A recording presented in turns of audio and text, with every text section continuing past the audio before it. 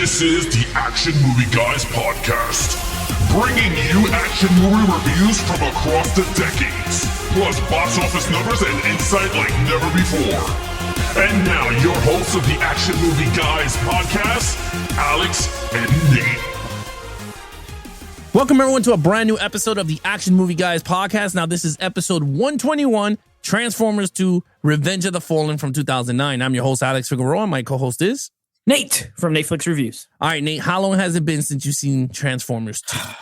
So I rewatched this last year. I rewatched all of these last year.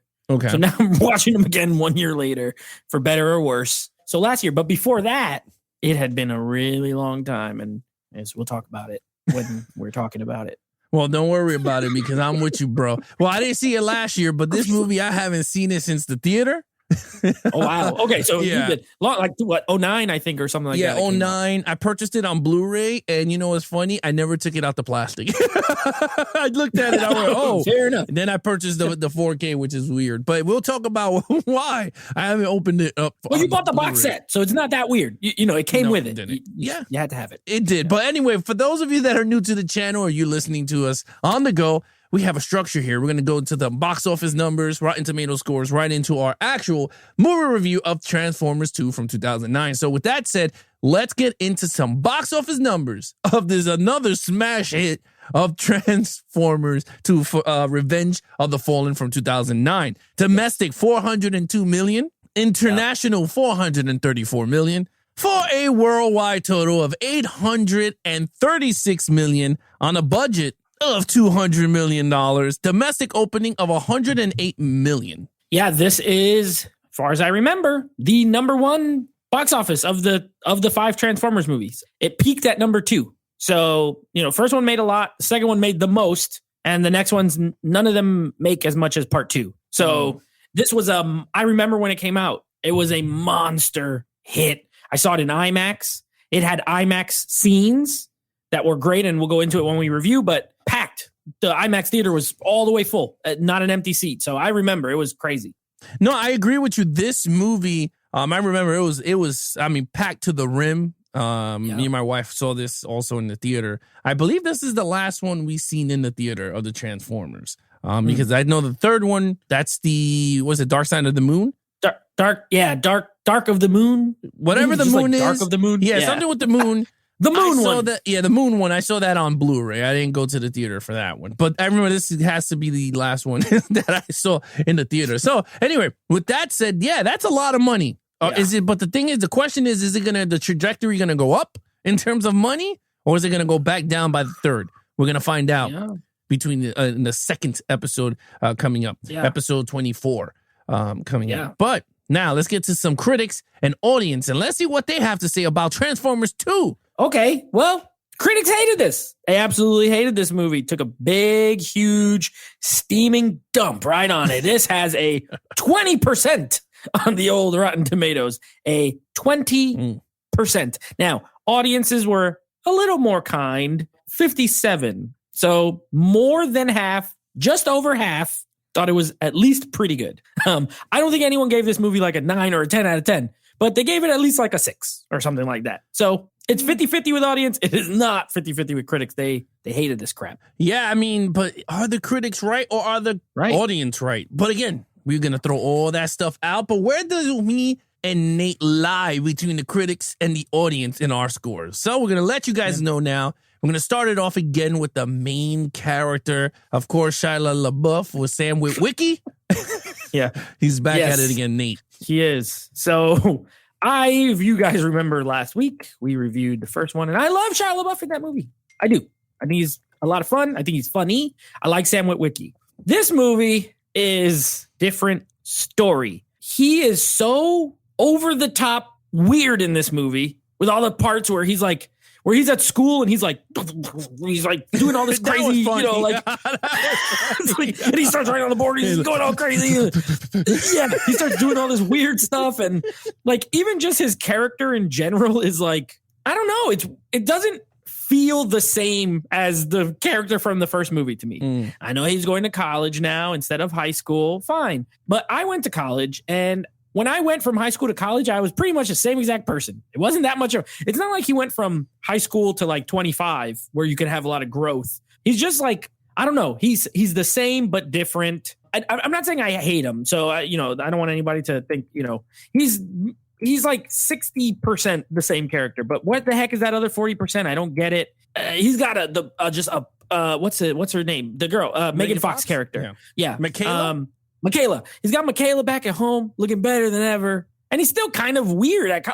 Just don't do anything. You don't need to talk to any girls. You don't need to do nothing. He gets into some situations that could have easily been avoided. I gave him a 3. I don't hate him in this movie, but he's weird. He does some weird stuff. And it's not Shia's fault. There's other reasons why, which we'll get to, but I don't like him as much as the first movie. It's funny. I gave him a 3 also. On the first movie, I gave him a 4. This one, I agree with you on everything you say, but it felt weird, right? Because I didn't go to college, so I didn't live that lifestyle of like frats and all this. And my wife did because she went to like Hunter College in Manhattan, but it still wasn't like what you got in this movie. It was like parties and dudes cracking into like some type of TMZ in their room. And I'm like, what? Like, the college is like, I was like, what college is going to allow kids to like upload they have videos all that money for all that stuff? Yeah. So anyway, so it was funny. But in terms of the character of Sam, I agree with you. I did not like him as much. I felt like what they did was they gave him like a 180, not a 360. They gave him like a 180 in terms of his personality.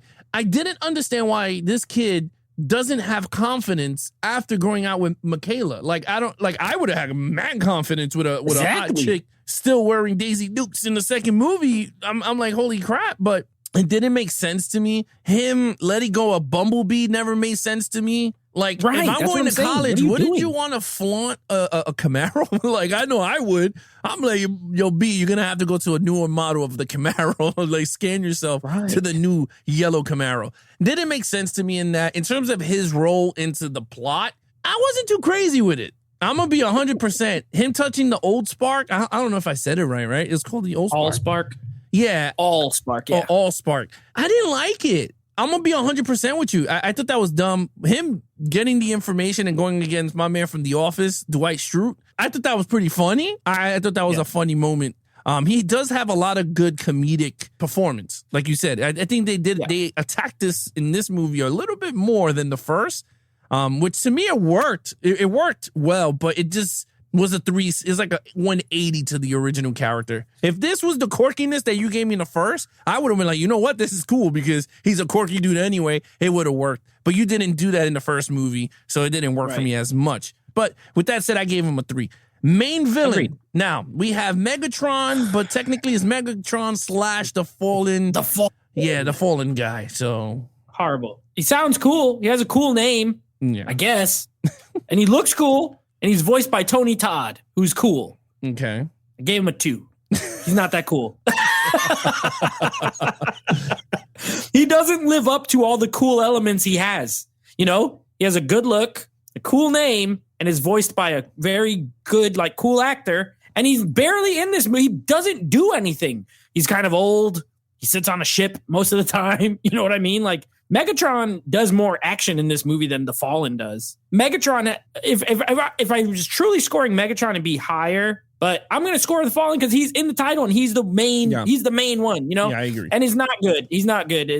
He's overshadowed by Megatron in this movie as far as a villain is concerned. He doesn't actually do anything cool, in my opinion. The only reason I'm giving him a 2 and not a 1 is because I do like those cool elements. So I'm going to give him some points as an idea, of a villain. But as far as he's not Megatron in the first movie, he's not even Megatron in this movie. So I can't score him much higher than a 2. I get his motivation. I think it's okay, but I don't know. It's a waste of what could have been a really cool, new, big, bad villain. And they blew it. They really blew it. I gave him a 2. I agree with you. I didn't give him a 2. I agree with everything you said. My thing is when it comes to Megatron, right? We all know he's the main villain of the cartoons. Why not continue that trend? I never understood that.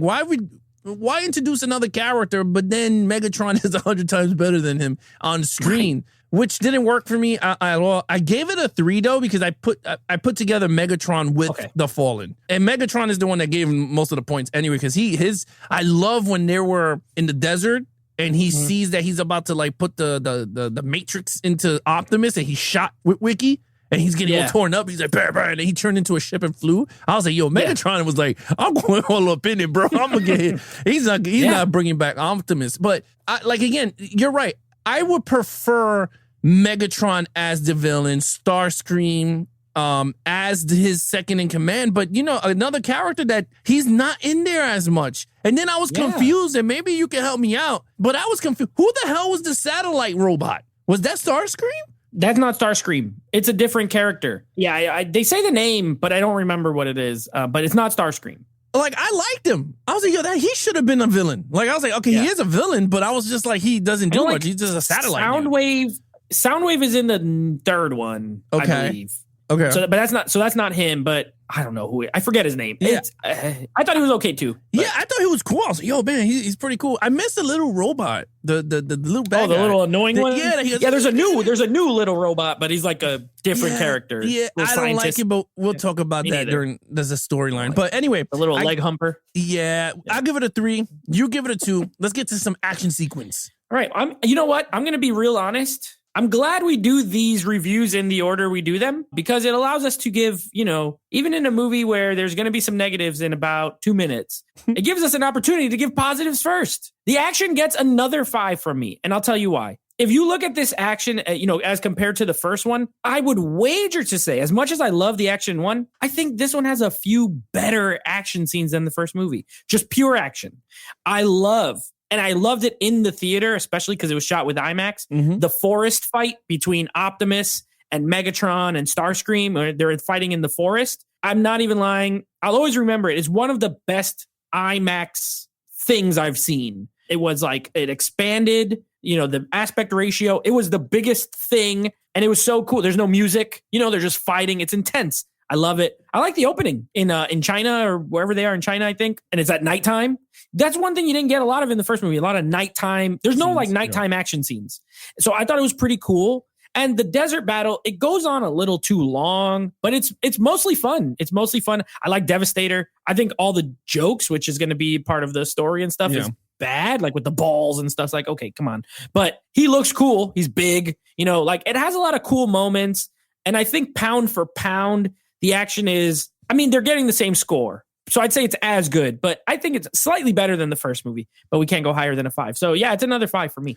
I will say this. I gave mine a 5, but it's on thin ice because I felt like we were repeating the same action as the first. Same desert scene shots, same explosions, tons of explosions. Again, Michael Bay is known for explosions, but it's starting to look repetitive by the sequel. Like, I was like, okay, they ain't that much new stuff, but it was a highway scene, the desert, the college, running through the college, the house. And is it that a bad thing? I really don't know.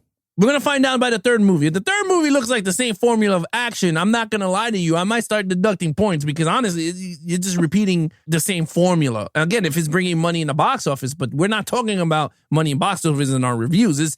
Does these movies still hold up now, right, in present time? And right now, the action did slightly get better by the first one. The second one is way better in the first one in terms of action. Has a lot of unique sequences. Like, I like the one that sucks the dirt in, it sucks the pyramid, and I was like, yo, this is pretty cool. Devastator. Yeah, the Devastator is actually pretty cool. I like the whole battle, them trying to get Sam Witwicky to start to boot up Optimus. That was a pretty cool sequence with the ambush. Yeah, and then Optimus gets like a freaking jetpack upgrade or whatever. That was pretty cool. I got a little bit amped. I don't get amped in these damn movies, but I got a little amped when my man, the what's his name, the Blackbird, actually was a cool character. Let me just tell you now, because we didn't talk about like these new Transformers. I liked him. I thought he was cool. The old wise man. One, yeah. I thought it was cool. Like Jetfire or something like that. Yeah, Blackfire or some weird thing. But he was a Blackbird. I remember that. And I was like, he's pretty cool. Anyway, he goes, Optimus, you need more power. Take mine. And he ripped it out. And he just, and I was like, what the hell's going to happen? And then when they all juiced him up, and he just gave everyone the tate quieto, the business, bro. I was like, Optimus is bringing the heat. He gave dudes the whooping. And now I understood why they were afraid of the primes, right? Because that was the whole thing, but we'll talk about that in story. Anyway, that said, a 5 for me, a 5 for you, storyline. All right, now here's where we get to the fact of the matter. I hate this movie. I've always hated this movie. So I wanted to make sure, that's why I wanted to give praise to ourselves for coming up with a good way of scoring these films, because the script in this movie is one of the absolute worst scripts of any big budget action $400 billion movie that I've ever seen in my entire life. And there's reasons. This was written before, after, and during a writer's strike in Hollywood. So it was playing behind the eight ball because they had to go on strike during writing it. So then when they came back, like, you could tell it must have been about 47 different people who had a hand in writing this script, because it doesn't make any sense. This movie doesn't make any sense. Sam Witwicky dies and then goes, for some reason, if you can explain it to me, I'll let you. You can't, I promise. He goes to robot heaven. He doesn't go to human people heaven, okay? Even though he's a human person. He goes to Transformers robot heaven, and he sees Transformers there. And they're like, we're going to send you back to your old body for no reason. They don't explain any of this. It doesn't make any sense. He's doing all the crazy everything about all, and that's why I didn't mark off as much on his character, because he didn't write the movie. Whoever did, horrible. I absolutely hate the Transformer that's at the school. That's a girl. That's just Terminator. When in the world have they ever said that there's Transformers that can just transform into people? Never. It doesn't even. What is that? It's, in the first movie, you have the helicopter and the pilot is like a hologram of a person. Mm-hmm. That's cool. That makes sense. But just to be a whole person is so stupid. When the little tail comes out of her dress, I got mad. I got mad at the theater. I was like, hold on a second. What is this? Now they're Terminators. So now we have Transformers, Terminators. They're, then you got the most racist characters in the whole movie, the two twins with the gold teeth that don't know how to read. Okay, they're clearly supposed to be like black characters. They don't know how to read. They talk slang. It's embarrassingly bad when you really break it down and look at the story and the characters and the writing. God awful. I give it a 1, and that's only because one day I might give a 0, and if I did, this could be the one. But I'll stick with our rules, and it gets a 1. It's horrid. I hate it. Rant over. So this movie is bad. It's a bad movie. I gave it a 2, and the reason why I gave it a 2 is because of the action. Al. Yeah, action helped it, and Megan Fox. Other than that, this movie is not good at all. First of all, it's a 2-hour and 26-minute movie. It felt like a 20-hour movie. I felt like this was the extended Lord of the Rings cut, like a 6-hour cut of the film. No, when you told me that off air, because we don't talk about our scores before, this is what I was going to bring up. The writing is so bad that it makes the movie feel 3 hours longer than it even is, because it's horribly paced and written.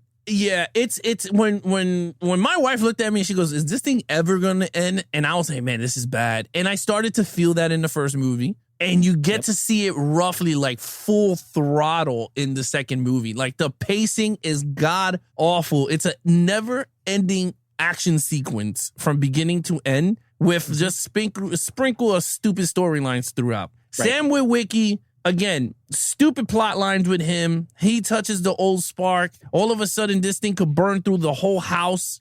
And I'm like, but he was just holding it. like the last movie, he was running it with like a football. This thing could burn through metal and everything. So it didn't make sense to me. The whole thing. The mom, when she goes to the college and she's on the weed brownies, and oh my gosh, it's so bad. All for one brownie. I was like, come on. I mean, everyone had a brownie once, and they didn't act like that. They do that to you. Yeah. Oh, she must have had some crazy laced with like LSD or something. But anyway, had to be. Yeah, that was horrible. The parents was not good in this movie. Megan Fox, to me, she was the saving grace, but again, she was okay. The robot chick trying to hit on him on the bed didn't work for me because there's like another attractive woman. But I'm like, well, Michael Bay's a dirty ass old man. If you really look at it, right? But look at it though. Like the way I'm saying it, like if you look at the shot, like I never seen a movie, like an action movie, where they introduce the lead and her ass is in the air, when she's like tuning something, and then all of a sudden, the motorcycle, her ass is in the air. Or when she was in the first movie, she's in the engine, her ass is in the air, and the camera's like all like slow motion. Belly, her flat stomach. Yeah. And I'm like, I don't get it. And what happens in this one? She throws him on the bed, and her ass is in the air, and the camera's from the backside, so the tail open. I'm like, yo, this dude is a creepy ass dude. Like, all these hot chicks have to be like in these weird, uncomfortable position. I'm not saying I don't know. I just feel I 100% agree with you. It feels weird. Like, I'm like, this is like first of all, you're supposed to sell this product to kids, and the way you're shooting these, anyway, you got that. You got the robot humping her, which made no sense to me, but continuously humping her. And I was like, what is the joke on this? Oh, the roommate character, the Spanish guy. Oh, I mean, annoying. He made me feel bad. Annoying. Spanish, yeah. Yeah, and John Turturro, who was goofy in the first movie. I like him too, but they even made him somehow like dumber, more annoying than he. He was just the right amount of annoying in the first movie. Yeah, I agree with you with that. And I don't know. I just felt like the elements are so bad. And it was like two plots, right? You had the old spark, and then he gets that. And then all of a sudden, he knows the Matrix. Now we got the Matrix. And then it dissolves, and he's like, it can't be. You got to believe. And then he puts the dust in a bag, and then all of a sudden, he goes to heaven with robots. And then all of a sudden, listen to the sentence you just said. He puts the dust in the bag, then he goes to heaven and he sees some robots, and then he comes back. That is, in a nutshell, that's why I gave this a 1, because everything you just said is true, and it's what happens in this movie. Yeah, and then the best part of it, he goes, you sacrificed yourself for us, and now we're going to do it for you. Now go back and give Optimus the Matrix. I was like, what? How powerful are you, Primes, to send a human back from life? Why is there a robot heaven? My best part is that he wakes up, he goes, and then he runs on Optimus, and he goes, oh! Are they implying that robots have a soul and they're not just machines because there's a robot heaven? And well, not Optimus opens. This is what kills me. I laugh my ass off. So he gets hit with the Matrix, right? All of a sudden he goes, ugh, and then he gets up, and all of a sudden the big gouging hole that he had in his stomach was just gone. I was like, whoa. I was like, this guy got Where did Optimus go? When he died, did he go to the robot heaven? Why didn't they just send him back if they have the power to do that? Why didn't they be like, hey, we know you're a hero. Go back and keep fighting. Nope. These are the things that they don't explain because it's stupid. He wasn't worthy, bro. Sam Witwicky was, because I'm not worthy to watch this movie. Anyway, I gave it a 2. It is a decent film because of Fox and action. Other than that, storyline is god awful. It is one of the worst storylines I've seen in a long time. All right, overall, 1. Look, I absolutely hate this. Now, I didn't own this movie, so I'm kind of a completionist when it comes to series, right? Like, I'll try to own them all. I didn't have this one until I bought the 4K set, because it came with it. And to be honest with you, if I could have just left it out, I would have. But I got a $10 steelbook for it, and I put the 4K disc in there because the steelbook was only $10, and it sits over there. And if we weren't doing this, I watched it last year to do a ranking. And if we weren't doing this, I would have never watched it again. I'm okay leaving it over there on the shelf for the rest of time, from moving forward from today on, to never watch it again. I don't need to. I don't have to. I hate it. The action is very good. I'm not going to lie. I'm not going to sit here and give stuff that's not bad. I'm not going to say the action's a 1 because I hate the movie. The action's probably the only good part. And it's the only reason I was able to sit through it on this viewing, because I knew there were some really cool, badass action scenes. I was excited to see the forest scene. I do like things about it. But when the story and script is so bad, and like you said, when there's these like pervy shot, there's everything that could be wrong about certain directing, writing choices, they did it. They did all of them. You know what I mean? And I don't like this movie. I've never liked it. When I walked out the theater, I remember I was like, that sucked. That really sucked. And this came out when I was 22. A 22-year-old me is totally different than current 34-year-old me. I liked not everything, but I had a way higher tolerance. I hadn't seen as much. I hadn't lived as much. And even with my high tolerance, I hated this movie. So it just tells you that if 22-year-old me hates something, 34-year-old me, I almost just want to take it out and snap the disc in half. I really don't like it. I think it's a terrible film as a whole, and I give it a 1, and I will not watch it again. The only way I'm watching this again is if one day I meet a nice lady and she's like, hey, we're going to get married. She proposes to me, of course. And she's like, hey, we're going to get married. And she's like, I've never seen Transformers 2. If you love me, you'll watch it with me. That's the only way I'm watching it. That exact scenario is the only way this movie is ever getting played again. If a girl threatens my love for her by saying, I don't want to watch this movie, then I'll watch it. Otherwise, I'm not watching it. I have no reason. I've seen it enough times. I know what happens. I hate it. 1. I gave it a 2 overall. That's fine. That's Same fair. as the storyline. Yep. Megan Fox, action sequence. Everything else is god awful. And again, for those people that I got DMs and comment on when I put it up on the Levels of Geeks Instagram and said, this is my favorite one. Yikes. People said that to you? Oh, people said that. Oh Oh, my yeah. gosh. Oh, yeah. Yep. Let me see. There's no way that anyone who's seen more than, like 300 movies can say that this is the best. I mean, they said it's their favorite. I can't argue, someone's favorites, but it's the worst. I think pound for pound, the worst Transformers movie, in my opinion. I agree. I totally. We haven't even agree gotten on to the that other one. ones, and there's issues coming down the line. But this one's the worst. It's horrible. I think Tony Movie Chappie is the one that said that. That put it. We'll give him a pass. He has interesting taste. Yeah. But anyway, I give it a 2. I give it a 2. It's a horrible sequel, to be really honest with you. I mean, a 2 is just being really modest myself, but honestly, it's a very bad sequel into this Transformers franchise so far. With that said, what's your total points? 12. It's a 12. And the only reason it's that high is because it has really good action. And I like Shia LaBeouf pretty good in it. Otherwise, this would be like a 7 or something like that. Like, it'd be very low. But I won't. I'll give credit where it's due. And overall, I think it's a terrible film. 12 out of 25. Yeah, I gave it a 15 out of a 25. That's due because I was very nice on the storyline overall. But everything else was 3 3s and a 5. So I was being super nice there. But other than that, the movie is a really bad Transformers movie. It's god awful. And I hope it doesn't get worse. But again, we'll find out in a few episodes down the line. All right, Nate, you know what to do. All right, so that's mercifully, we are done with Transformers Revenge of the Fallen. Next up, we have, continuing with Mark Wahlberg month, we will be reviewing Shooter, Antoine Fuqua, Mark Wahlberg collaboration. And then, of course, next week, we continue on with the Transformers train, Transformers Dark of the Moon, where it's a spoiler alert, things pick up. It's not anywhere near as bad as this movie. So at least there's that. So yeah, we'll be reviewing those two. So keep an eye out. If you guys want to follow us on our social media accounts, please follow Nate over on Instagram at Netflix Reviews. Check out the podcast with him and his friends called Netflix Movie Reviews. Anything action movie, guys, you can follow us at YouTube, www.youtube.com/Levels of Geeks. We have all the videos there. Or if you guys want to take us on the go, search for search for Action Movie Guys on Apple iTunes, Apple Podcasts, or Stitcher, TuneIn Radio, and Spotify. of course, Sci-Fi. What? Spotify. Oh, yes. Spotify. Yes, that's right. Spotify. I said sci-fi.